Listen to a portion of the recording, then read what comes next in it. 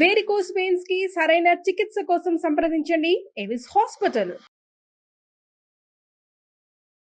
నమస్తే రమగారు. నమస్తే జయ. రమగారు, దయ్యాల కథలు చెప్పుకుంటా ఉన్నాం. పూర్వం ఒక ఊళ్ళోట ఒక భట్టు గారిని ఒక బ్రాహ్మణ ఆయన ఉండేవాడు.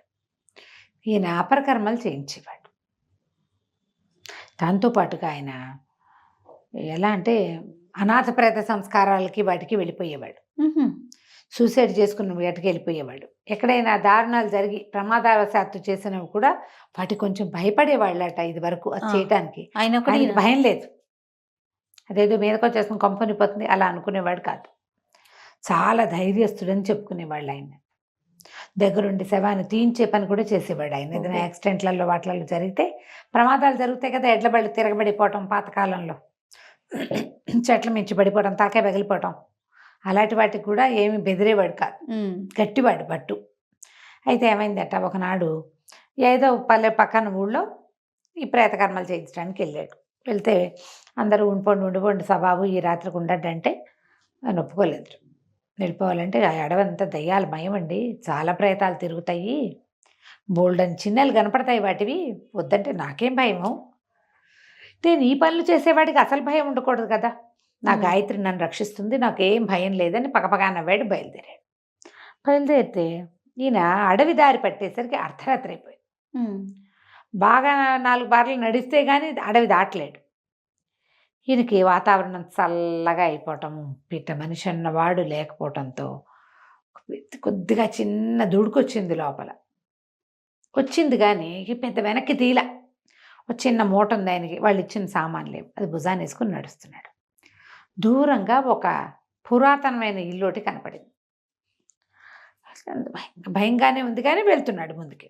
వెళ్తుంటే అది ఇల్లు దగ్గర పడేసరికల్లా ఎవరో ఒక అమ్మాయి అక్కడ నిలబడింది.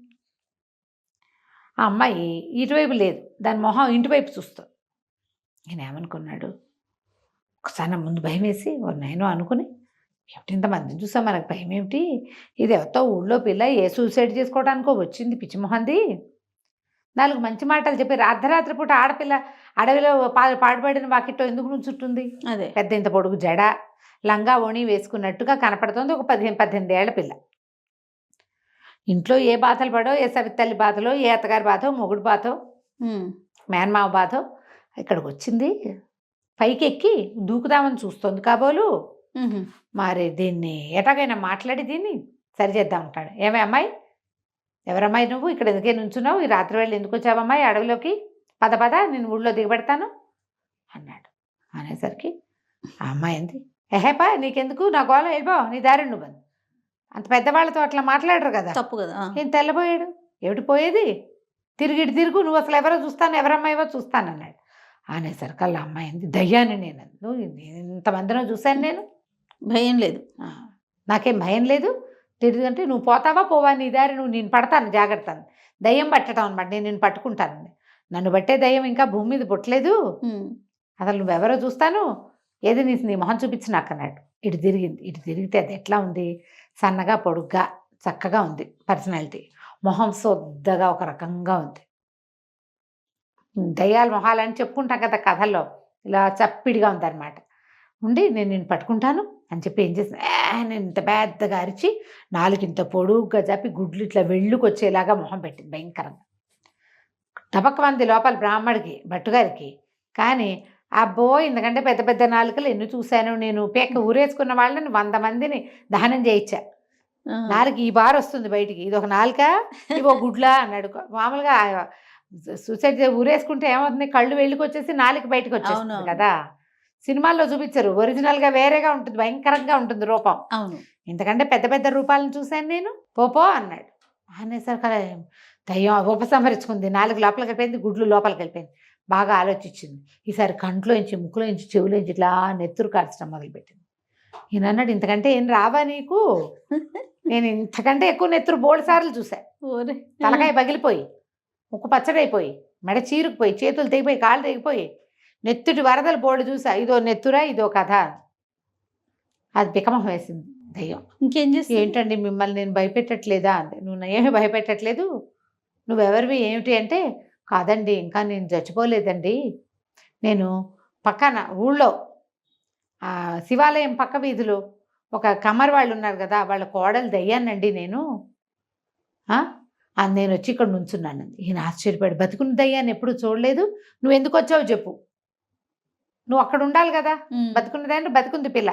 ఏమైందంటే ఇప్పుడు ఏం చెప్పింది, ఆ కమ్మరి వాళ్ళ కోడలికి మహా కోరంటికం అండి, అత్తగారు కాల్చుకు తినేస్తోంది దాన్ని, చచ్చిపోదాం అనుకుంటోంది, దాన్ని ఎట్టా చంపాలని ఆలోచిస్తూ నేను ఇక్కడ వచ్చి నుంచున్నాను, చంపడానికి దారులు వెతుక్కుంటున్నాం, ఆలోచిస్తున్నాను నేను, దానికి ఒక ఐడియా ఇవ్వాలంటే అది ఇంట్లో పడుకుంటే రావు ఐడియా, అందుకని అది ఇంట్లో పడుకుంది, నేను వచ్చి ఇక్కడ నుంచున్నానండి అనేసరికల్లా ఎక్కడ ఇల్లు ఏమిటి అని అన్నీ కనుక్కుని, వస్తే నీ దుంపదేగా మీ ఇంటికి వెళ్ళి పడుకో, నేను చెప్తానులే దాని సంగతి అని నేనేం చేశాడు, ఆ దయ్యాన్ని అక్కడ వదిలిపెట్టేసి నడుచుకుంటూ పోయాడు.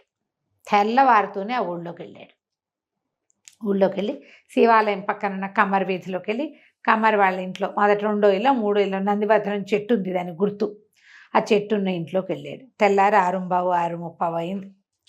పాకెట్ ఒక పిల్ల కూర్చుని, 16 ఏళ్ళది, అని ఏడుస్తుంది, పొడుగు జడ, అది ఈ గుర్తొచ్చింది. అక్కడ నిన్న రాత్రి చూసిన పిల్ల కూడా ఇంత పొడుగు జడ ఉంది, ఆ దయ్య పిల్లకి, ఏడుస్తుంది కళ్ళు నులుపుకుంటూ. అత్తగారు పెద్ద పెద్ద పులికేకలు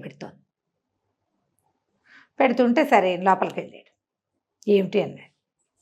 ఏమిటంటే సరే ఆవిడ ఏదో చెప్పబోయింది. ముందు రోజు రాత్రి ఇంకా ఏం జరిగింది, అత్తగారు మర్నాడు ఏదో పూజ చేసుకుంటోంది కమ్మరి వాళ్ళ ఇంట్లో. ఓకే. ఆ పూజ చేసుకునేటప్పుడు ఆవిడ అందరికీ పంచడానికి అరటిపళ్ళు తెచ్చింది బోల్డ్ పళ్ళు. అరటిపళ్ళ బుట్ట దాచేస్తే కోడల మీద కోపం వచ్చి ఆవిడ 2 మొడుతుంది. పిల్ల ఏం చేస్తుంది, పరిగెత్తుకుంటూ వెళ్ళి నూతిలో పడుతుంది, లేదా చెరులో పడుతుంది, చావు వస్తుంది అని చెప్పాడు బ్రాహ్మణుడు. ఈ దయ్యం ఏం చేస్తుంది, ఇంటికి వెళ్ళి అరటిపళ్ళ పెద్ద బుట్టను తీసుకెళ్ళి అటక మీద పెట్టింది. కమ్మరి వాళ్ళ ఇంట్లో అరటిపళ్ళ బుట్ట కనిపించట్లా. ఆవిడ లబలబలాడుతూ తిట్టేస్తోంది, దరిచేస్తోంది, నానా తిట్లు తిడుతోంది కోడల్ని. లోపలికి వెళ్ళాడు.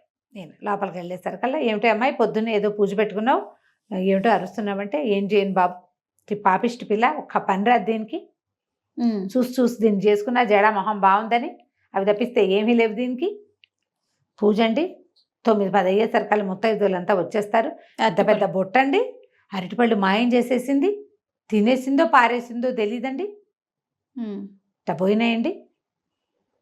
మరి ఇదే కదా జవాబుదారీ, దానికే అప్పచెప్పారు. రాత్రి పొద్దున్నే లేచి తాంబూలాలు పెట్టమన్నా, తమలపాకులు పెట్టింది, అరటిపళ్ళు లేవంటుంది, చూపించారు రాత్రి అని ఆవిడ తిట్టేసరికల్లా ఈయన అన్నాడు, అటకెక్కి చూడు పైన ఉన్నాయి అరటిపళ్ళు అన్నాడు. ఆశ్చర్యపోయింది. అటకెక్కింది, ఒక నిచ్చెన వేసుకుని ఎక్కాలి. కోడలు ఇట్లా చూస్తుంది ఆశ్చర్యంగా, దానికి తెలియదు కదా. అవును. సరే అరటిపళ్ళ బుట్ట, బాబు మీకెట్లా తెలిసిందండి, తెలియటానికే ఉందమ్మా, నీ కోడలు చచ్చటానికి సిద్ధంగా ఉంది, దీని దయ్యం నిన్న రాత్రి నాకు అక్కడ కనపడింది.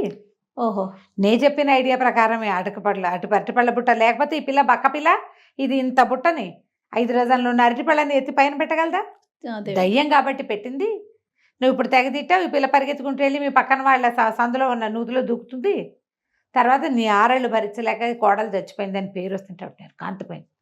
అంత పని చేస్తుందా బాబు నా కోడలు, మరి చేకేం చేస్తుంది, నువ్వు పొద్దున కూర్చుంటే తిడతావు, మధ్యాహ్నం పడుకుంటే తిడతావు, రాత్రి మొగుడి దగ్గరికి వెళ్తే తిడతావు, ఇన్ని తిట్లు పడద్దు, ఆ పిల్లకి సత్తా చాలాలి కదా అనేసరికి అలా లబలబలాడుతూ ఆవిడ కోడలు వస్తే, నీ దుంపతగా అంత పని చేయకే, కేకలేట తగ్గించుకుంటాలే, కొంచెం పని నేర్చుకో, మళ్ళీ నీ దయ్యం ఇంకెవరికైనా కనపడిందంటే, బ్రాహ్మడికి కనపడింది మంచివాడు కాబట్టి ఆయన వచ్చి ఇట్లా చెప్పాడు, ఇంకోళ్ళు అయితే ఏం చేసేవాళ్ళు ఉన్నాను, అదే కదా అని కోడల్ని బతిలాడుకుని, ఆ పూట వ్రతం చేసుకుంటాను బాబు, ఇంటి దగ్గర ఉండి నోవు చేయించండి అని ఆ భట్టుగారితో నోవు చేసుకుని ఆయనకు 10 రూపాయలు దక్షిణ ఇచ్చి కోడల్ని ముద్దుగా చూసుకోవటం మొదలుపెట్టింది. ఆయనకి అపరిమితమైన ధైర్యం ఉండటం వల్ల ఆ ధైర్యం కనపడింది, ఈ కథ అంతా బయటకు వచ్చింది. లేకపోతే ఈయన ఊళ్ళోకి వచ్చేసరికల్లా ఈ పిల్ల అపరకర్మలు చావు వాటన్నిటికీ, అంటే బలవంతపు చావులన్నిటికీ ఈయనే చేసేవాడు కదా, అది ఆయన తప్పించుకున్నాడు అనమాట. కథ కంచికి మనం ఇంటికి. బాగుందండి.